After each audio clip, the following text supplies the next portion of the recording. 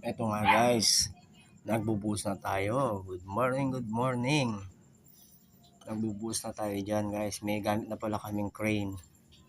Maliit na crane.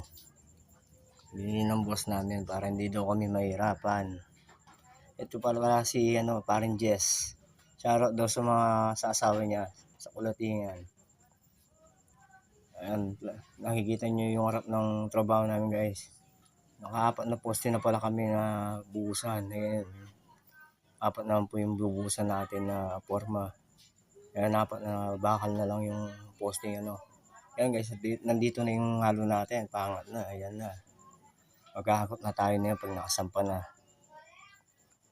Sobrang init guys. Sobrang init.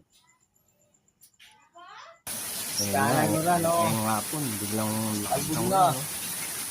Lakas ng ulan.